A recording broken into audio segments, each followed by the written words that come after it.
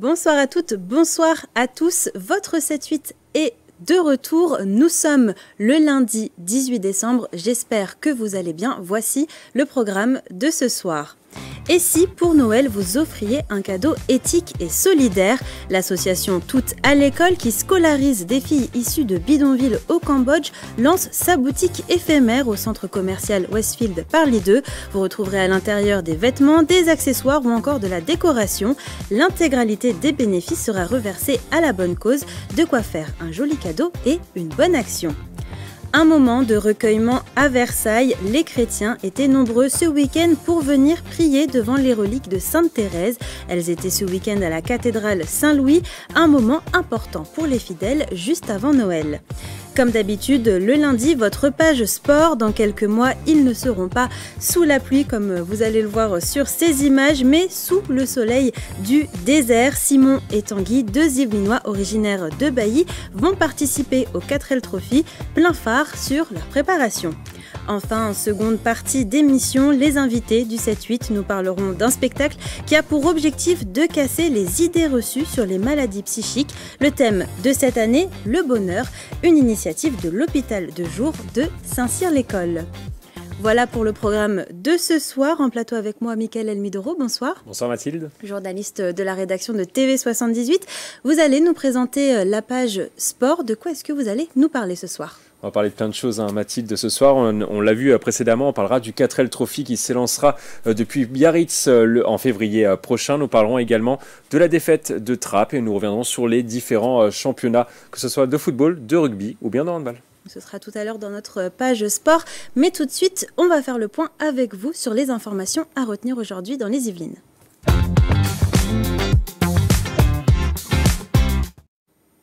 Et on commence avec cette information. Jean-Noël Barrot et Aurélien Rousseau étaient au centre hospitalier de Versailles aujourd'hui. Le ministre de la Santé et le ministre délégué chargé de la transition numérique et des télécommunications étaient présents un an après la cyberattaque. Le but, féliciter les équipes et présenter le plan d'investissement pour sécuriser les données patients et l'activité médicale. Direction Magny-les-Hameaux, une famille a dû quitter son domicile après avoir subi des menaces de mort. Dans la nuit du 8 décembre dernier, Pierre-Louis Brière a reçu 7 appels anonymes le menaçant de mort. L'homme de 30 ans, membre du comité citoyen de Magny-les-Hameaux, est accusé d'islamophobie après avoir posé des questions à propos d'un projet de mosquée. Une plainte a été déposée pour menace de mort. Et alors, est-ce que le maire s'est emparé de l'affaire ? Le maire de la ville, Bertrand Houillon, appelle à la raison et à l'apaisement dans un communiqué publié le 8 décembre dernier à l'attention de toutes les Magnicoises et Magnicois. Vivre réaction du côté des Républicains. Othman Nasrou, président de la Fédération LR des Yvelines, interrogé par le JDD, condamne les faits, tout comme Jean-Michel Faugus, président de l'agglomération de Saint-Quentin en Yvelines, également sondé par le JDD. De son côté, Valérie Pécresse demande sur X, ancien Twitter, que la famille soit protégée et que les auteurs soient mis hors d'état de nuire. Et du côté du Chénet-Rocancourt, c'est un lycéen qui a été arrêté après avoir menacé de mort son professeur de mathématiques. Ça s'est passé à l'établissement scolaire privé catholique Blanche de Castille. L'élève âgé de 16 ans a proféré des menaces de mort via une publication Instagram dans laquelle figurait la photo du professeur. Une enquête a été ouverte par le parquet de Versailles. L'adolescent a interpellé le 17 décembre dernier à son domicile et pour le moment toujours en garde à vue. Attention, si vous prenez l'A14 à partir d'aujourd'hui et jusqu'à jeudi prochain, l'autoroute est fermée de 22h à 5h du matin, Mickaël. Le groupe SANEF a programmé cette fermeture dans le cadre du projet de transformation de l'axe Paris-Normandie en flux libre. Démarré en mai 2023, le projet se poursuit avec la pose de portiques sur l'A14 et plus précisément sur la barrière de péage de Montesson et sur les deux sites du diffuseur numéro 6A de Chambourcy. Ils permettront à terme l'identification et la détection des véhicules. Dès juin prochain, l'A14 sera donc la première portion de l'axe Paris-Normandie à passer en péage en flux libre. Dorénavant, à Carrières-sous-Poissy, les animaux ont aussi leur cimetière. C'est une première dans les Yvelines. Un columbarium animalier a été inauguré samedi 16 décembre dans le parc de l'Hôtel de Ville. Cet espace dédié et clos de 500 mètres carrés peut accueillir 72 urnes d'animaux de compagnie. Les tarifs varient selon la durée de la concession, comptez entre 150 et 450 € pour les carriérois et le double pour les non-résidents. Un anniversaire à présent, ce week-end, c'était les 30 ans du lycée de Villeroy à Guyancourt. Pour célébrer cet anniversaire, l'établissement accueillait samedi 16 décembre d'anciens élèves et professeurs au programme concerts, flash mob et rencontres, l'occasion unique de faire un bond dans le temps. Écoutez, l'esprit n'a pas changé parce que Villeroy, c'est un esprit de bonheur de vivre. Et l'école, elle a besoin de ça aussi. J'ai vu des élèves que j'ai quittés en 2017, sont déjà mamans, là ça fait un peu un choc. Ça n'a pas changé, non, c'est toujours les mêmes couleurs, les mêmes coloris, les mêmes emplacements aussi, parce que fondamentalement, il n'a pas changé. Et ça fait bizarre de naviguer, de revenir dans les couloirs, les escaliers. C'est vrai que ça apporte un moment de nostalgie. Et ça fait plaisir de revenir, de voir que d'autres ont pris notre place. Ça fait plaisir aussi de donner des nouvelles de ce qu'on est devenu, etc. Près de 400 personnes étaient présentes toute la journée. Le lycée de Villeroy a été inauguré en 1993. Chaque année, 800 élèves sont accueillis pour intégrer l'une des 4 filières proposées. Et on termine avec l'actualité du moment, Michael, Noël, pour la 2e édition de son marché Trappes à vue grand. Une dizaine de chalets se sont installés ce week-end pour une semaine place de la Meurise. Vous pourrez y retrouver des produits artisanaux, des décorations, des confiseries, mais aussi un stand de jouets à prix symbolique.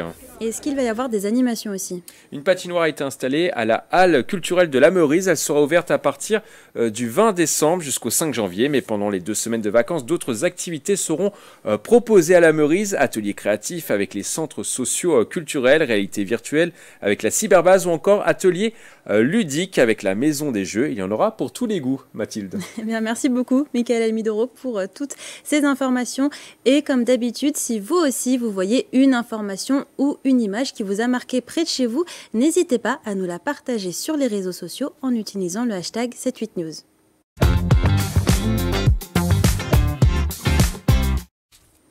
La période de Noël, c'est l'occasion de faire davantage de bonnes actions. Au centre commercial Westfield Parly 2, une boutique éphémère propose des idées de cadeaux éthiques et solidaires jusqu'au 31 décembre. C'est une initiative de l'association Toutes à l'école qui scolarise des filles issues de bidonvilles au Cambodge.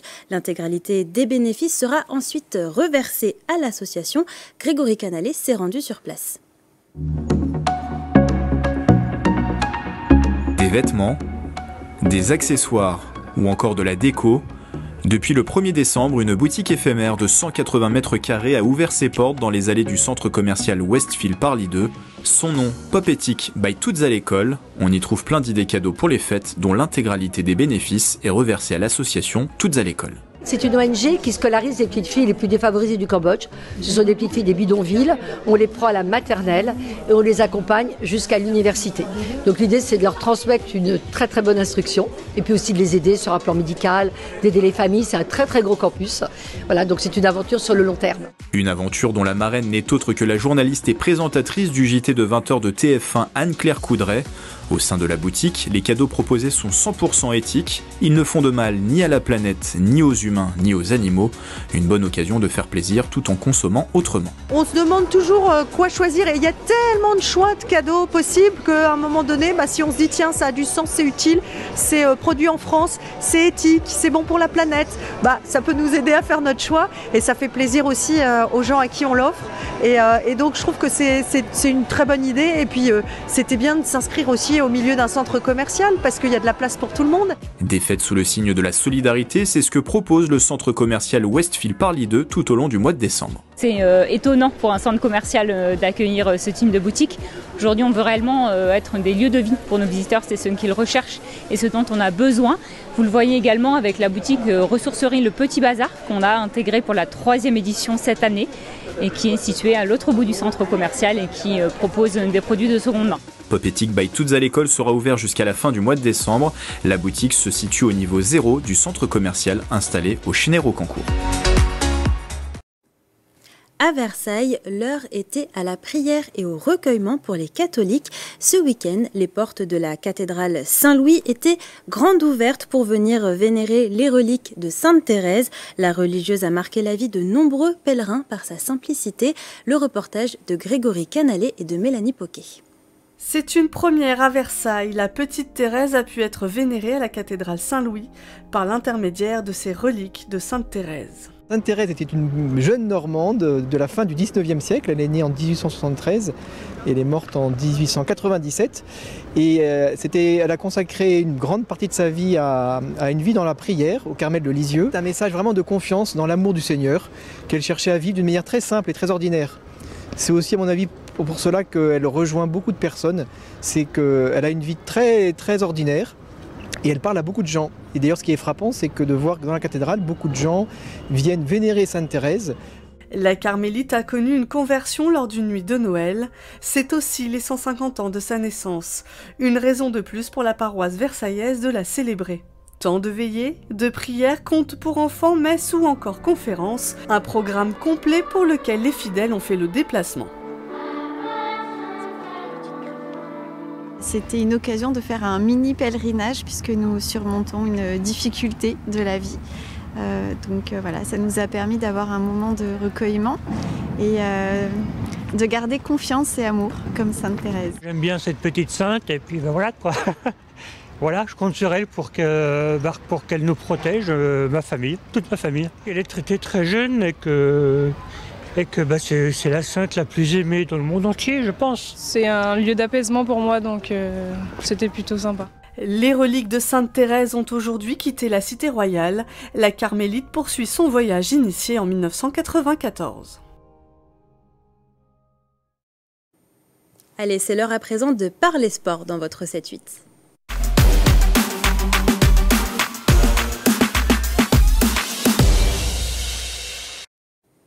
Et c'est avec vous, Mickaël Elmidoro. On ouvre cette page sport avec du football. Dans le championnat de R2, mauvaise opération pour Trappes. Les trappistes sont inclinés 2-0 ce dimanche sur leur pelouse contre Boulogne-Billancourt. Une équipe pourtant à leur portée. Le FC Mantois s'impose 1-0 à domicile contre Argenteuil. Conflans s'impose 2-0 contre Suresnes et Ardricourt perd 3-1 contre Adamois. Au classement, Conflans est 4e, Trappes est 6e, le FC Mantois 7e et Ardricourt est 8e. On poursuit en football avec un match à ne pas rater ce soir dans le championnat de national. Ce soir à 21h, le FC Versailles 10e reçoit le leader du championnat, le Red Star, au stade Jean-Bouin à Paris. Une victoire de prestige pourrait permettre au club yvelinois de grimper au classement. Le club Versailles est actuellement en plein renouveau depuis le départ de Laurent Perrelade et la confirmation de Grégory Vignal comme entraîneur principal. Les joueurs de la Cité Royale sont sur une dynamique de 2 victoires. Ils pourraient remonter à la 7e place en cas de victoire. On parle de rugby à présent. Dans le championnat de Fédéral 2, Plaisir se reprend et gagne 24-17 face à Ris-Orangis. Le MLSGP perd 29-27 à l'extérieur sur le terrain du Reux.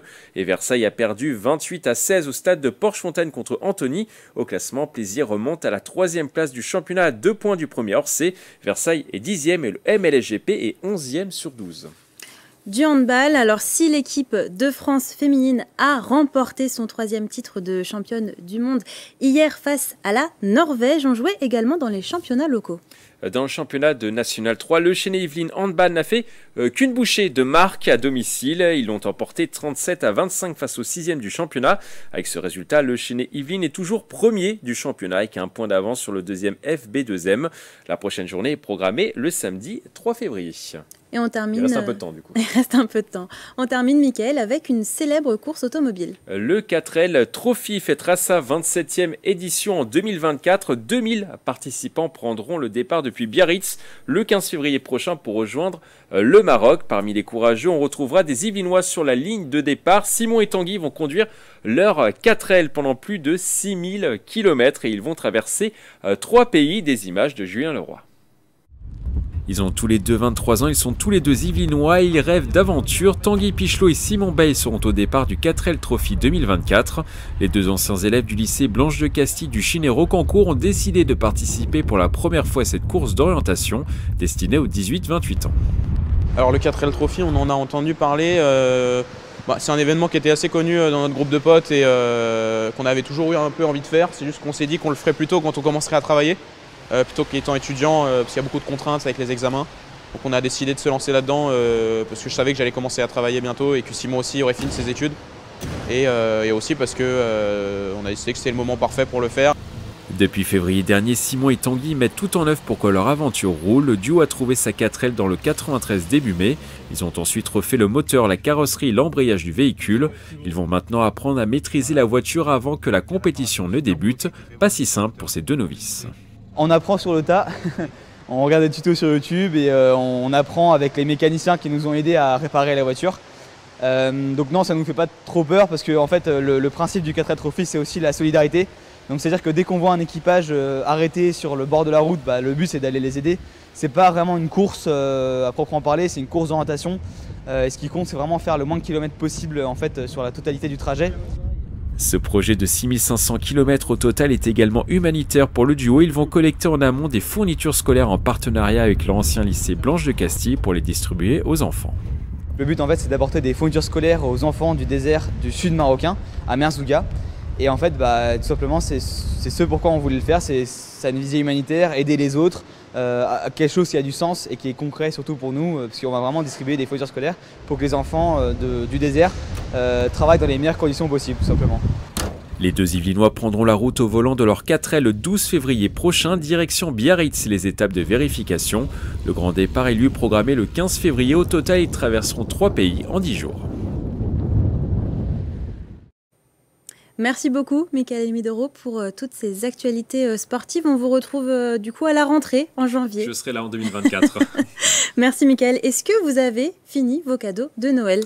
J'avoue qu'il m'en reste encore 2 ou 3 à acheter, il faut pas le dire, mais voilà, ça devrait se faire dans les 2-3 prochains jours, normalement. En tout cas, pour ceux qui n'ont pas encore fini leurs cadeaux ou qui n'ont pas commencé, la rédaction de TV78 vous donne tous les jours une idée de cadeau yvelinoise. Si vous nous suivez sur les réseaux sociaux, vous avez sans doute vu passer notre calendrier de l'Avent, producteurs locaux, patrimoine ou encore expériences à découvrir dans le département. Je vous propose qu'on ouvre ensemble la case d'aujourd'hui. Envie d'une pause détente ? Pour le calendrier 100% yvelinois, je vous propose de relâcher votre esprit et votre corps au spa Caliceo de Saint-Cyr-l'École. C'est le plus grand espace bien-être d'Île-de-France, donc autant vous dire que vous avez l'embarras du choix. À partir de 26 €, vous pourrez profiter des différents bains à 34 degrés, du sauna et du hammam. Si vous préférez les massages, les soins ou autres rituels, faites une pause au spa à partir de 61 €. Et pour les plus sportifs, des cours animés sont proposés toute l'année. Aquabike, aquagym, aquatraining, il y en a pour tous les goûts. Comptez 150 € pour une dizaine de séances. Et n'oubliez pas, Pierre de Coubertin disait « Un esprit sain dans un corps sain », alors n'hésitez pas. Un esprit sain dans un corps sain, mais on a surtout bien besoin de se détendre avant les fêtes de fin d'année. C'est bientôt l'heure des invités du 7-8, mais avant, je vous propose de jeter un coup d'œil à la météo de demain.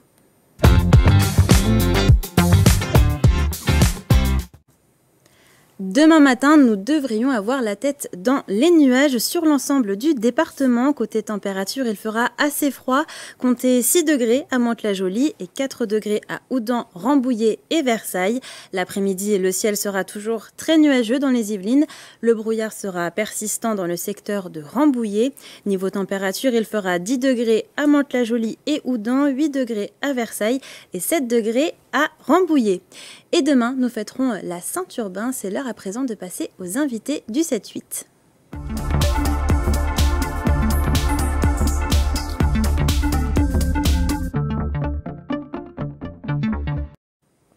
Et ce soir, avec les invités du 7-8, nous allons parler d'un spectacle. Dans 2 jours, le groupe Commun Accord sera sur la scène du théâtre Gérard Philippe à Saint-Cyr-l'École.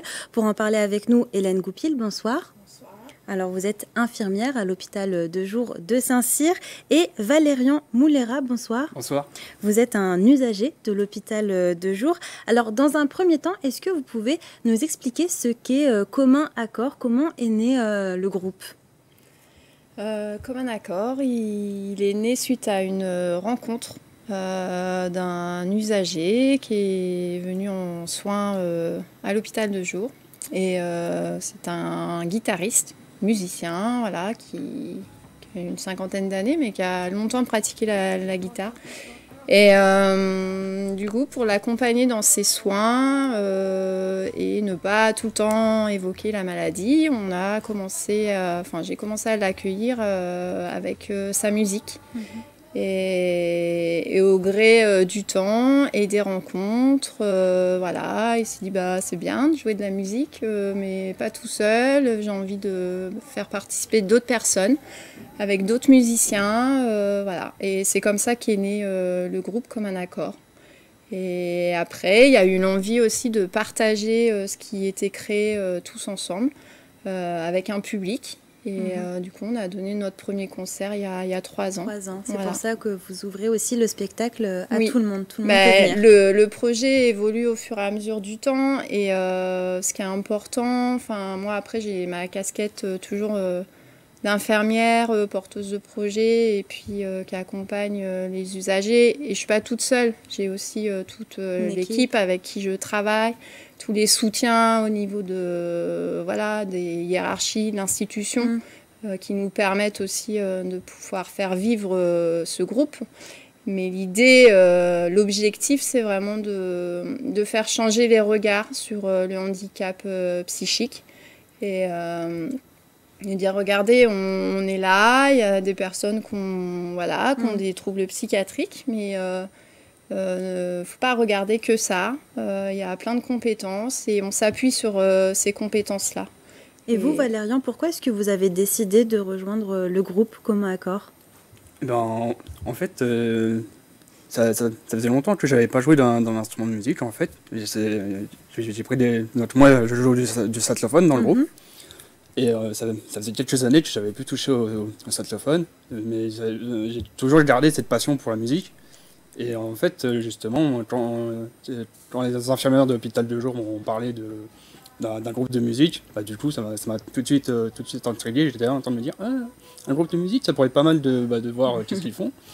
Donc, je suis allé une première fois accompagné de ma mère voir le groupe. Je suis pas resté très longtemps parce que j'étais un peu intimidé quand même, un peu intimidé par les gens. Parce que c'est une quinzaine de personnes maintenant, le groupe. Sur scène, là, mercredi, il y a une bonne quinzaine de personnes. Pour ce projet nouveau, on l'a partagé avec un autre hôpital de jour, le centre Jeanne Bleuler de Versailles, qui, eux, vont faire de la peinture sur scène. Voilà, on essaye. Il n'y a pas uniquement de la musique en fait, il y a aussi une prestation de peinture. Jusqu'à présent, de petit à petit, le dessin rentre en scène. Au dernier concert, il y avait une exposition de dessin. C'est assez original comme concept. Original, je crois qu'on reste ouvert aux propositions. Et on voit, vraiment, c'est une aventure collective. Du coup, on essaye de co-construire ensemble le projet. Et après, on a aussi un musicien professionnel qui nous accompagne et qui, là, en septembre, nous a dit « Bon, ça va, là, jouer de la musique, vous savez faire, voilà. On va essayer de voir un peu plus grand et on va monter un spectacle. » Voilà. Et Valérian, pourquoi c'était important pour vous de monter sur scène, de réaliser ce spectacle avec tout le monde ? Déjà, il y a le plaisir de jouer d'un instrument de nouveau, déjà. De le faire avec un groupe aussi, d'avoir des camarades, en fait. C'est une petite communauté. Oui, c'est une petite communauté. Et puis, tout le monde est bienveillant dans le groupe, donc il n'y a aucun jugement, il n'y a aucun mot de travers ou insultant ou même rabaissant, il n'y a rien de tout ça. Il y a vraiment un esprit de groupe et chacun se soutient mutuellement en fait. On ne travaille pas juste tout seul dans le coin, on travaille vraiment tous ensemble. Même s'il y a aussi une part aussi solo de travail chez soi, c'est ensemble. C'est vraiment l'ensemble qui compte. Et cette année, vous avez choisi le bonheur comme thème. Pourquoi ? Parce que je pense qu'on a tous un peu de bonheur à partager aux autres, ce genre de choses. C'est une thématique qui est revenue sur l'ensemble du groupe Commun Accord. Tout le monde avait envie de parler du bonheur cette année ? Oui. Je pense. On parle du bonheur et aussi, en réfléchissant à cette thématique, pour éprouver le bonheur aussi, il y a des fois où on passe par des moments qui sont moins gais, Voilà, avec la maladie psychique ou sans maladie, hein, on peut vivre des moments angoissants, stressants, tout ça. Et du coup, ça nous permet aussi de savourer les moments où ça va, où on éprouve de la joie, tout ça. Donc il y a eu tout un travail de réflexion autour de la thématique du bonheur et ce qui fait moins le bonheur et ce qui nous fait du bien. Et puis aussi de réfléchir à c'est quoi ces petits moments de bonheur et de pas forcément attendre des grands moments d'explosion de joie et que des fois ça peut être simple et je pense que le fait aussi d'être tous ensemble, de partager ensemble, de co-construire ensemble, ça contribue à se sentir bien. Et voilà, je pense que ce qu'on va essayer de faire ressentir à notre public mercredi. En tout cas, sur l'affiche, on a vu, vous vous questionnez, il est où le bonheur? Oui, il est où? Je pense qu'au sein de ce groupe commun accord, vous l'avez trouvé finalement. En tout cas, quand on partage la musique ensemble, oui, je pense que... c'est un très bon moment à chaque fois. Voilà. Et puis ça fait 3 ans, ça devient un rendez-vous important, j'ai l'impression. C'est oui, alors après comment dire, quand on participe au groupe, il y a voilà, ça fait 3 ans qu'on existe, mais il y a des gens qui sont restés 1 année, 2 ans, enfin voilà, il y a rien de, c'est comme la vie, on prend ce qui vient sur ce dont on est en possibilité d'investir. Voilà, on retient pas les gens, c'est pas l'idée. L'idée, c'est vraiment de faire vivre des expériences comme va le vivre Valérian. Il est rentré dans le groupe au mois de mai l'année dernière. D'accord. Donc c'est tout neuf. Et nous, on est super contents de son investissement et de toutes ses capacités qu'il retrouve.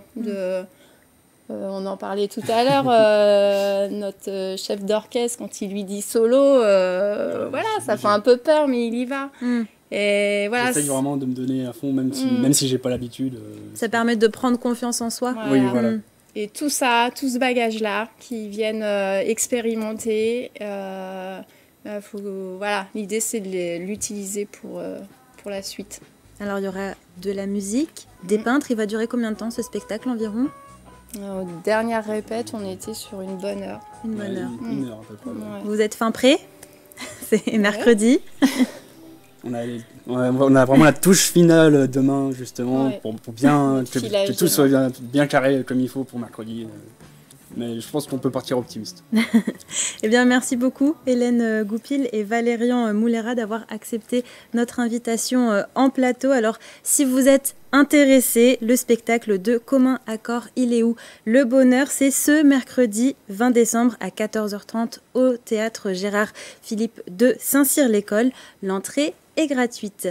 Et c'est la fin de cette émission. Merci pour votre fidélité. Je vous donne rendez-vous demain soir pour une émission spéciale Noël. En attendant, je vous souhaite une belle soirée sur TV78. Prenez soin de vous.